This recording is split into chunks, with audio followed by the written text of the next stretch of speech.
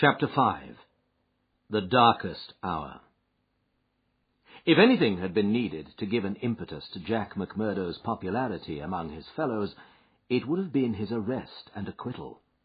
That a man, on the very night of joining the lodge, should have done something which brought him before the magistrate was a new record in the annals of the society. Already he had earned the reputation of a good boon companion, a cheery reveller, and withal a man of high temper, who would not take an insult even from the all-powerful boss himself. But in addition to this, he impressed his comrades with the idea that among them all there was not one whose brain was so ready to devise a bloodthirsty scheme, or whose hand would be more capable of carrying it out. "He'll be the boy for the clean job," said the oldsters to one another, and waited their time until they could set him to his work. McGinty had instruments enough already, but he recognized that this was a supremely able one. He felt like a man holding a fierce bloodhound in leash. There were curs to do the smaller work, but some day he would slip this creature upon its prey. A few members of the lodge, Ted Baldwin among them, resented the rapid rise of the stranger and hated him for it. But they kept clear of him, for he was as ready to fight as to laugh. But if he gained favour with his fellows, there was another quarter, one which had become even more vital to him, in which he lost it. Etty Shafter's father would have nothing more to do with him, nor would he allow him to enter the house.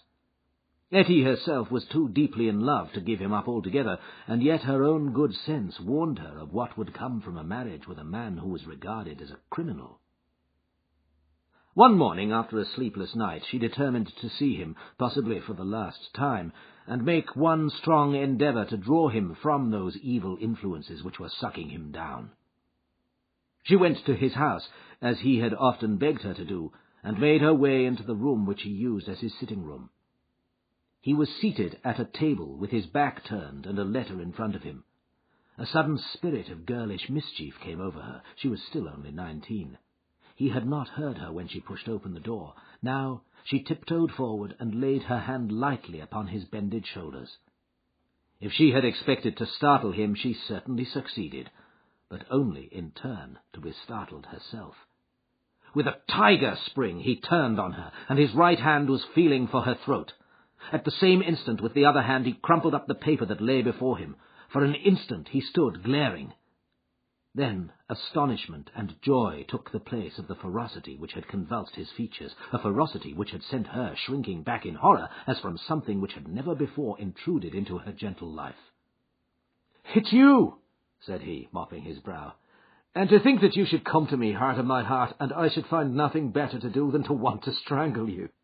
Come then, darling," and he held out his arms. "Let me make it up to you." But she had not recovered from that sudden glimpse of guilty fear which she had read in the man's face.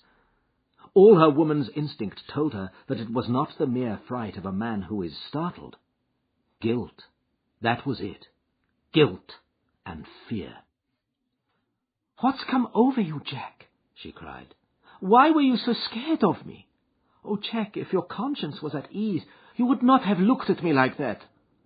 "Sure, I was thinking of other things, and when you came tripping so lightly on those fairy feet of yours—" No, it was more than that, Jack." Then a sudden suspicion seized her. "Let me see that letter you were writing." "Ah, Etty, I couldn't do that." Her suspicions became certainties. "It's to another woman," she cried. "I know it. Why else should you hold it from me? Was it to your wife that you are writing? How am I to know that you are not a married man, you, a stranger that nobody knows?"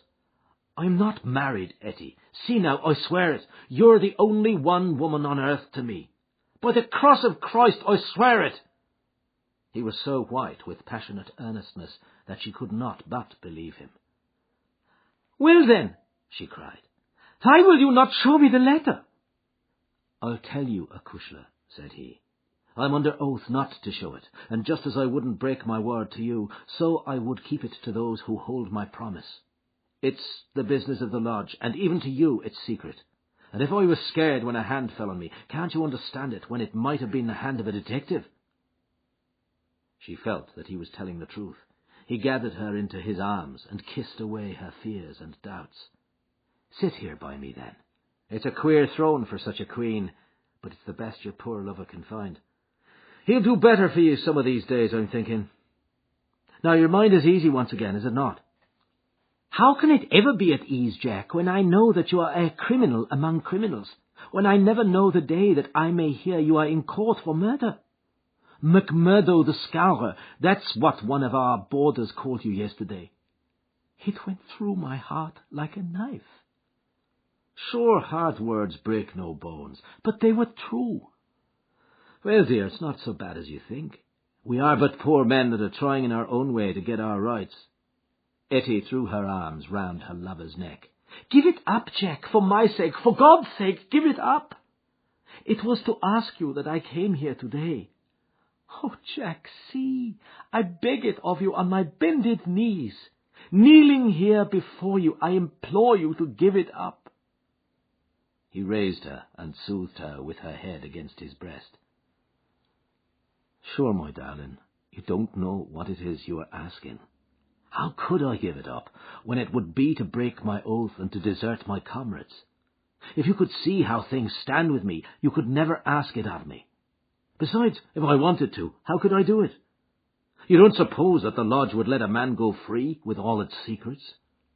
I've thought of that, Jack. I've planned it all. Father has saved some money. He is weary of this place where the fear of these people darkens our lives. He is ready to go. We would fly together to Philadelphia or New York, where we would be safe from them. McMurdo laughed. The lodge has a long arm. Do you think it could not stretch from here to Philadelphia or New York? Well, then, to the west, or to England, or to Germany, where Father came from, anywhere to get away from this valley of fear. McMurdo thought of old brother Morris. Sure, it is the second time I've heard the valley so named, said he. The shadow does indeed seem to lie heavy on some of you. It darkens every moment of our lives. Do you suppose that Ted Baldwin has ever forgiven us? If it were not that he fears you, what do you suppose our chances would be? If you saw the look in those dark, hungry eyes of his when they fall on me... By God, I'll teach him better manners if I caught him at it. But see here, little girl, I can't leave here. I can't. Take that from me once and for all. But if you will leave me to find my own way, I will try to prepare a way of getting honourably out of it. There is no honour in such a matter. Well, it's just how you look at it. But if you give me 6 months, I'll work it so that I can leave without being ashamed to look others in the face. The girl laughed with joy. 6 months, she cried. Is it a promise? Well, it may be 7 or 8, but within a year at the furthest we will leave the valley behind us. It was the most that Etty could obtain, and yet it was something. There was this distant light to illuminate the gloom of the immediate future. She returned to her father's house more light-hearted than she had ever been since Jack McMurdo had come into her life. It might be thought that as a member all the doings of the society would be told to him, but he was soon to discover that the organization was wider and more complex than the simple lodge.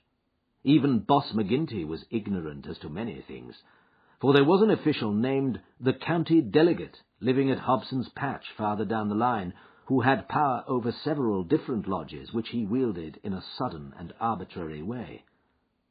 Only once did McMurdo see him, a sly little grey-haired rat of a man with a slinking gait and a sidelong glance which was charged with malice. Evans Pott was his name, and even the great boss of Vernissa felt towards him something of the repulsion and fear which the huge Danton may have felt for the puny but dangerous Robespierre. One day, Scanlon, who was McMurdo's fellow boarder, received a note from McGinty, enclosing one from Evans Pott, which informed him that he was sending over 2 good men, Lawler and Andrews, who had instructions to act in the neighbourhood, though it was best for the cause that no particulars as to their objects should be given. Would the bodymaster see to it that suitable arrangements be made for their lodgings and comfort until the time for action should arrive? McGinty added that it was impossible for anyone to remain secret at the Union House, and that therefore he would be obliged if McMurdo and Scanlon would put the strangers up for a few days in their boarding-house. The same evening, the two men arrived, each carrying his gripsack. Lawler was an elderly man, shrewd, silent, and self-contained, clad in an old black frock-coat, which, with his soft felt hat and ragged, grizzled beard, gave him a general resemblance to an itinerant preacher. His companion Andrews was little more than a boy, frank-faced and cheerful, with the breezy manner of one who is out for a holiday and means to enjoy every minute of it. Both men were total abstainers, and behaved in all ways as exemplary members of the society, with the one simple exception that they were assassins, who had often proved themselves to be most capable instruments for this association of murder. Lawler had already carried out 14 commissions of the kind, and Andrews 3. They were, as McMurdo found, quite ready to converse about their deeds in the past, which they recounted with the half-bashful pride of men who had done good and unselfish service for the community. They were reticent, however, as to the immediate job in hand. "They chose us because neither I nor the boy here drink," Lawler explained. "They can count on us saying no more than we should. You must not take it amiss, but it is the orders of the county delegate that we obey." "Sure, we're all in it together," said Scanlon, McMurdo's mate, as the four sat together at supper. "That's true enough, and we'll talk till the cows come home of the killing of Charlie Williams, or of Simon Bird, or any other job in the past. But till the work is done, we say nothing." "There are half a dozen about here that I have a word to say to," said McMurdo with an oath. "I suppose it isn't Jack Knox of Ironhill that you are after? I'd go some way to see him get his deserts." "No, it's not him yet." "Or Herman Strauss?" "No, nor him either." "Well, if you won't tell us, we can't make you, but I'd be glad to know." Lawler smiled and shook his head. He was not to be drawn. In spite of the reticence of their guests, Scanlon and McMurdo were quite determined to be present at what they called the fun. When, therefore, at an early hour one morning McMurdo heard them creeping down the stairs, he awakened Scanlon, and the two hurried on their clothes. When they were dressed, they found that the others had stolen out, leaving the door open behind them. It was not yet dawn, and by the light of the lamps they could see the two men some distance down the street. They followed them warily, treading noiselessly in the deep snow. The boarding-house was near the edge of the town, and soon they were at the crossroads which is beyond its boundary. Here 3 men were waiting, with whom Lawler and Andrews held a short, eager conversation. Then they all moved on together. It was clearly some notable job which needed numbers. At this point there are several trails which lead to various mines. The strangers took that which led to the Crow Hill, a huge business which was in strong hands, which had been able, thanks to their energetic and fearless New England manager Josiah H. Dunn, to keep some order and discipline during the long reign of terror. Day was breaking now, and a line of workmen were slowly making their way, singly and in groups, along the blackened path. McMurdo and Scanlon strolled on with the others, keeping in sight of the men whom they followed. A thick mist lay over them, and from the heart of it there came the sudden scream of a steam whistle. It was the 10-minute signal before the cages descended and the day's labour began. When they reached the open space round the mine shaft, there were 100 miners waiting, stamping their feet and blowing on their fingers, for it was bitterly cold. The strangers stood in a little group under the shadow of the engine-house. Scanlon and McMurdo climbed a heap of slag from which the whole scene lay before them. They saw the mine engineer, a great bearded Scotchman named Menzies, come out of the engine-house and blow his whistle for the cages to be lowered. At the same instant, a tall, loose-framed young man with a clean-shaved, earnest face advanced eagerly towards the pit-head. As he came forward, his eyes fell upon the group, silent and motionless under the engine-house. The men had drawn down their hats and turned up their collars to screen their faces. For a moment, the presentiment of death laid its cold hand upon the manager's heart. At the next, he had shaken it off, and saw only his duty towards intrusive strangers. "Who are you?" he asked as he advanced. "What are you loitering there for?" There was no answer, but the lad Andrews stepped forward and shot him in the stomach. The 100 waiting miners stood as motionless and helpless as if they were paralyzed. The manager clapped his 2 hands to the wound and doubled himself up. Then he staggered away, but another of the assassins fired, and he went down sidewise, kicking and clawing among a heap of clinkers. Menzies, the Scotchman, gave a roar of rage at the sight, and rushed with an iron spanner at the murderers, but he was met by 2 balls in the face, which dropped him dead at their very feet. There was a surge forward of some of the miners, and an inarticulate cry of pity and of anger, but a couple of the strangers emptied their 6-shooters over the heads of the crowd, and they broke and scattered, some of them rushing wildly back to their homes in Vermissa. When a few of the bravest had rallied, and there was a return to the mine, the murderous gang had vanished in the mists of morning, without a single witness being able to swear to the identity of these men who, in front of 100 spectators, had wrought this double crime. Scanlon and McMurdo made their way back, Scanlon somewhat subdued, for it was the first murder job that he had seen with his own eyes, and it appeared less funny than he had been led to believe. The horrible screams of the dead manager's wife pursued them as they hurried to the town. McMurdo was absorbed and silent, but he showed no sympathy for the weakening of his companion. "Sure it is like a war," he repeated. "What is it but a war between us and them? And we hit back where we best can." There was a high revel in the lodge room at the Union House that night, not only over the killing of the manager and engineer of the Crow Hill mine, which would bring this organization into line with the other blackmailed and terror-stricken companies of the district, but also over a distant triumph which had been wrought by the hands of the lodge itself. It would appear that when the county delegate had sent over 5 good men to strike a blow in Vermissa, he had demanded that in return 3 Vermissa men should be secretly selected and sent across to kill William Hales of Stake Royal, one of the best-known and most popular mine owners in the Gilmerton district, a man who was believed not to have an enemy in the world, for he was in all ways a model employer. He had insisted, however, upon efficiency in the work, and had therefore paid off certain drunken and idle employees who were members of the all-powerful society. Coffin notices hung outside his door had not weakened his resolution, and so in a free, civilized country he found himself condemned to death. The execution had now been duly carried out. Ted Baldwin, who sprawled now in the seat of honour beside the bodymaster, had been chief of the party. His flushed face and glazed, bloodshot eyes told of sleeplessness and drink. He and his 2 comrades had spent the night before among the mountains. They were unkempt and weather-stained. But no heroes returning from a forlorn hope could have had a warmer welcome from their comrades. The story was told and retold amid cries of delight and shouts of laughter.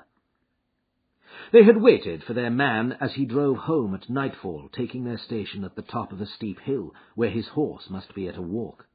He was so furred to keep out the cold that he could not lay his hand on his pistol. They had pulled him out and shot him again and again. He had screamed for mercy. The screams were repeated for the amusement of the lodge. "Let's hear again how he squealed," they cried. None of them knew the man, but there is eternal drama in a killing, and they had shown the scourers of Gilmerton that the Vermissa men were to be relied upon. There had been one contretemps, for a man and his wife had driven up while they were still emptying their revolvers into the silent body.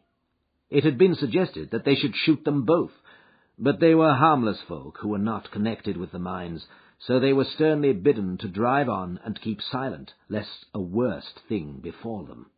And so the blood-mottled figure had been left as a warning to all such hard-hearted employers, and the 3 noble avengers had hurried off into the mountains where unbroken nature comes down to the very edge of the furnaces and the slag heaps. Here they were, safe and sound, their work well done, and the plaudits of their companions in their ears. It had been a great day for the scourers. The shadow had fallen even darker over the valley. But as the wise general chooses the moment of victory in which to redouble his efforts, so that his foes may have no time to steady themselves after disaster, So Boss McGinty, looking out upon the scene of his operations with his brooding and malicious eyes, had devised a new attack upon those who opposed him. That very night, as the half-drunken company broke up, he touched McMurdo on the arm and led him aside into that inner room where they had their first interview. "See here, my lad," said he, "I got a job that's worthy of you at last. You'll have the doing of it in your own hands." "Proud I am to hear it," McMurdo answered. "You can take 2 men with you, Manders and Riley. They've been warned for service. We'll never be right in this district until Chester Wilcox has been settled, and you'll have the thanks of every lodge in the coalfields if you can down him." "I'll do my best anyhow. Who is he, and where shall I find him?"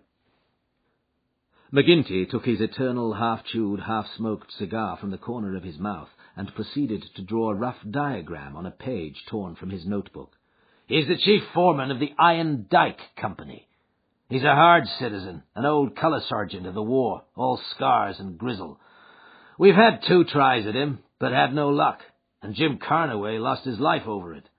Now it's for you to take it over.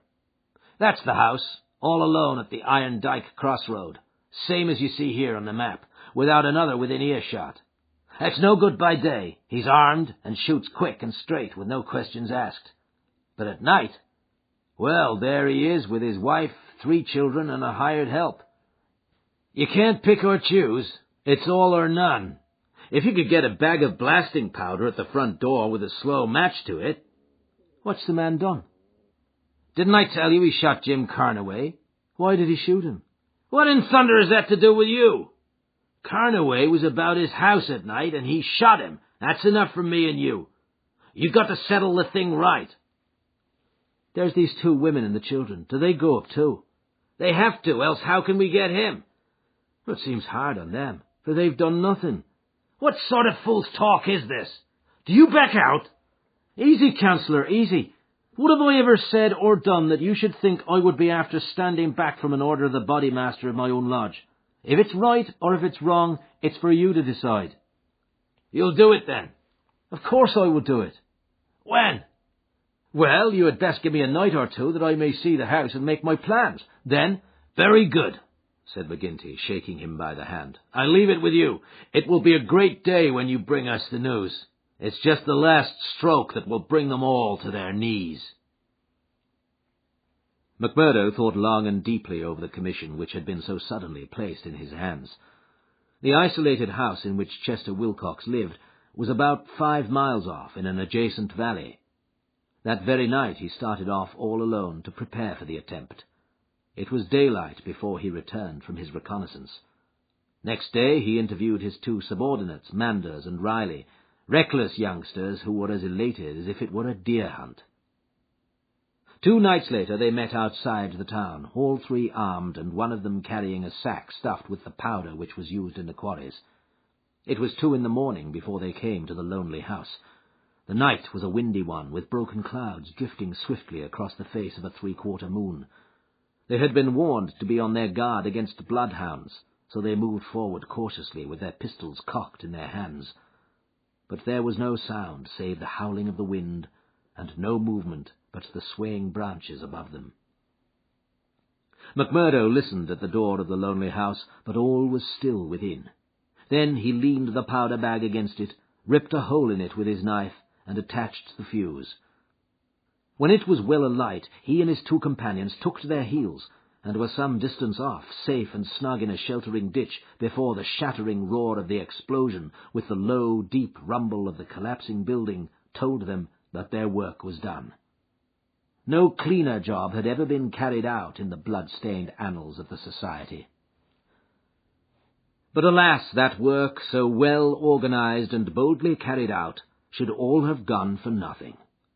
Warned by the fate of the various victims, and knowing that he was marked down for destruction, Chester Wilcox had moved himself and his family only the day before to some safer and less known quarters, where a guard of police should watch over them. It was an empty house which had been torn down by the gunpowder, and the grim old colour sergeant of the war was still teaching discipline to the miners of Iron Dyke. "Leave him to me," said McMurdo. "He's my man, and I'll get him sure if I have to wait a year for him." A vote of thanks and confidence was passed in full lodge, and so, for the time, the matter ended. When a few weeks later it was reported in the papers that Wilcox had been shot at from an ambuscade, it was an open secret that McMurdo was still at work upon his unfinished job. Such were the methods of the Society of Freemen, and such were the deeds of the Scourers by which they spread their rule of fear over the great and rich district which was for so long a period haunted by their terrible presence. Why should these pages be stained by further crimes? Have I not said enough to show the men and their methods? These deeds are written in history, and there are records wherein one may read the details of them. There one may learn of the shooting of policemen Hunt and Evans because they had ventured to arrest 2 members of the society, a double outrage planned at the Vermissa Lodge and carried out in cold blood upon 2 helpless and disarmed men. There, also, one may read of the shooting of Mrs. Larby when she was nursing her husband, who had been beaten almost to death by orders of Boss McGinty. The killing of the elder Jenkins, shortly followed by that of his brother, the mutilation of James Murdoch, the blowing up of the Staphouse family, and the murder of the Stendals all followed hard upon one another in the same terrible winter. Darkly the shadow lay upon the valley of fear. The spring had come with running brooks and blossoming trees. There was hope for all nature bound so long in an iron grip. But nowhere was there any hope for the men and women who lived under the yoke of the terror. Never had the cloud above them been so dark and hopeless as in the early summer of the year 1875.